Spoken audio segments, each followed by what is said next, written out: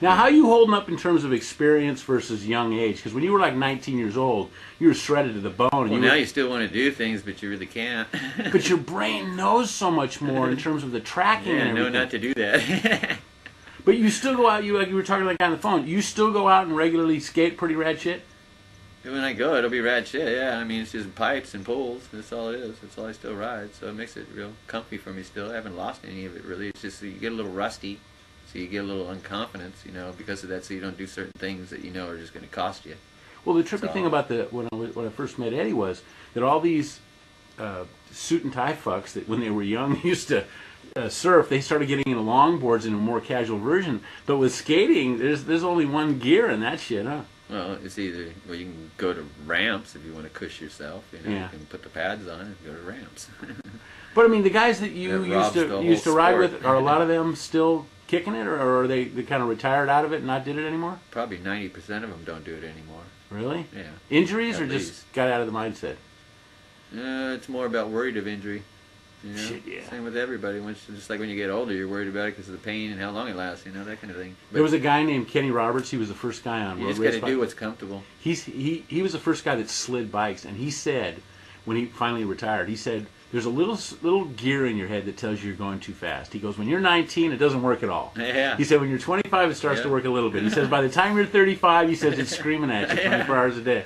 Jeez. So your judgment and fear is pretty much, you're kind of retarded in that fear, because you're still probably pretty rad compared. I mean, in your mindset. My age, probably. I mean, like I say, most of the people aren't into it. No more than 90% of them. Well, I mean, the danger of it, more than the actuality of injury, the danger of it is makes you second guess the shit. You probably crash more, huh? You got to be loose in doing it. It's more like if somebody's there telling you, "Oh, don't do that," you're in trouble. Well, does that get a bug up your ass? Did the threat that you shouldn't be able to do something drive you to do stuff when you were young in particular? No. Well, like you just either had it in you. You just either had it in you to do it or to forget it. It all seemed feasible to you, huh? You just wanted to do things that you felt good about. It wasn't for anybody else. You did it because it made you feel good. And there was no spectators. It was just your group of people. Well, there was later. Later, but 70s, I mean, 75, 78, all that. Yeah, but when you built your proficiency, there was no glory, there was no carrot, there was no money. Nobody there. It was self-actualization. Even in the 74, until it hit like 75 and the park started opening up, that were big scenes for people to go watch. Then it became a big deal. Now, did you have any anxiety about cashing in? Were you like, the soul surfer, I don't want to cash in? Or did you... No, I never cashed in. All I did is take what sponsors gave me and turn around and sold it. That wasn't cashing in. That was simply just taking... But I mean, did you chase it as a carrot when the money started coming? Because obviously Tony Hawk is good, but he's a great businessman. No, I didn't care about the money really that much. I mean, I needed money to survive, but that's all I did it for. Well, the Kelly Slater thing seems to be that he did not just continue to try to pop it. Like I heard him say something to the effect of that he didn't really. He had a little anxiety about winning 9 because then people would say you got to go for 10. But he literally jumped out of the program. I understand for like 3 years and just did what the hell he wanted to do and made a documentary. So he's kind of. I heard a guy say about who the best surfer in the world is, and the guy said, I think it was a chick that said it. She goes, probably the person that's having the most fun. That's a good way to put it. I mean, you had a lot of fun skating. Yeah, because I didn't have to do competition. And what about, just like with Daniel, too. Everybody tells me Daniel's a great surfer. But you guys actually get to stay in the sport and help these new kids and everything. So it's very gratifying to help these young kids. Yeah, well, you get that, from the beginning. You're that kind of person. Just like you look at any of the kids that work in the shop, they have a personality that every one of them clicks with other people, whether they're kids or older people. Our employees just click with everybody. Isn't it kind of interesting the look of wonderment when people walk in there, let alone it's big and there's a lot of color. But it's like going to Disneyland for a lot of these little kids. For a flash it is. And these little 3-year-old kids come in and everything, and you've seen, like Eddie tells me the same thing too. He says grown men come up to him and say, "Man, I was 10 years old when I bought my first board from you." It's got to be rewarding work. It's pretty killer. Yeah, it's pretty trippy to see that kind of stuff. That's what I keep telling them. Hey, it's great. Y'all keep coming back. We're doing something right. Dude, you think you'll get your due? I mean, are you getting some publicity on some other things now and stuff? Yeah, I've got my due though. I don't look for it in the entire world. I've got it with my friends. I got it with people who are here in my life. Your first-hand people Are more important than anybody. Yeah. Why do you care about Kevin, people you've been a across the trip, world? dude, from the first time I talked to you. I mean, you got a weird vibe about you without any kind of pretense or anything. I mean, a certain kind of confidence that just comes from, doing what you want to do. Yeah, I guess that's how it is. I've always got away with that. Are you I've been pretty lucky. happy? Oh yeah, yeah. I mean, with my whole life I have been. Of course, losing my wife, but it didn't make me happy, of course. But When did that happen? last year. Oh, I'm sorry to hear Yeah, that. it's been almost a year now. So it's So how long were you with her? 25 years. Wow. Yeah. Tell me about her. How'd you meet her? Oh boy, she was a friend of my girlfriend. Actually, and my girlfriend back then, 25 years prior, had passed away as well. Got hit by a car. Wow. And we were all good, three of us were all super good friends anyways, And when that happened, it was shocking to both of us so badly. I walked the streets for 3 days, couldn't talk, couldn't do anything right, of course, And she walked the streets basically the same too. And at the time, we both lived on the street, all three of us, And then I was with her my girlfriend was her best friend, Wow.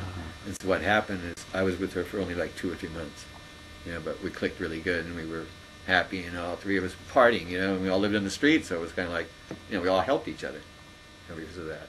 Well, My girlfriend died. Eddie was the same thing. There was a lot of people that didn't really go after money and just led the good quality life, and it was a good place. I mean, you wouldn't even call it homeless. You just didn't have a regular place to live, right?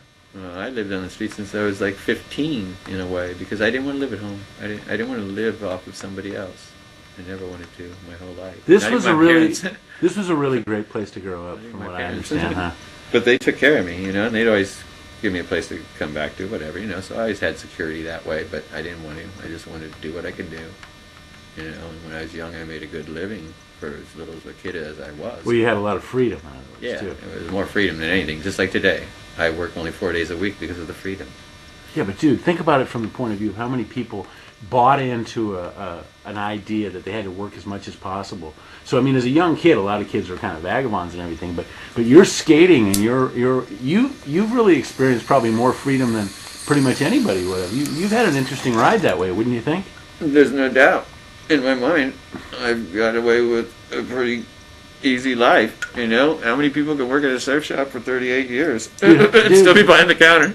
And have a boss that doesn't tell them what to do. Do you really call it easy, or do you just call it good? Easy. I'm on Easy Street. Well, you're on Easy Street because you made your own bed that way, homie. But I'm just saying is most people would think they're not. Well, the income I have, come on. Nobody can live on my income.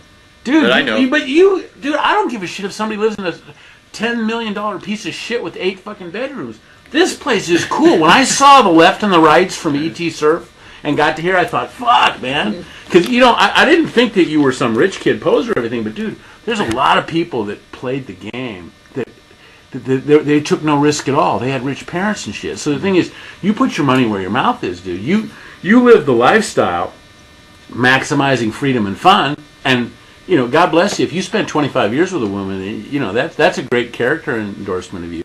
I mean, let alone that she must have been really precious, but, dude, you're a huge success. She was precious. You just like Eddie, man. You know what I trip about his son? There she is. Ah, God bless her. You know when I see Eddie's kid now, the light comes out of the eyes exactly the same. Do you ever notice lately with that kid? His kids are great. But that kid is, he just he thinks he has the greatest dad in the world, like a lot of guys do. And his father, God bless Eddie Talbot, because he is affluent to an extent that people think that he's rich. But the thing is, he's a real sweet, nice person, and dude, everybody in his tribe. Everybody that works there, seems totally grateful and happy. They've been touched by Ed. Well, but I mean that Ed has drawn those people. I think that's true. No, I think it's true. Once you meet Ed and you get to know him and he talks to you a bit and he gets to know you, that kind of thing, all of it just comes out. He is just a very generous person. Well, but man, look how he's really promoted the wise. sport. He's really, really wise.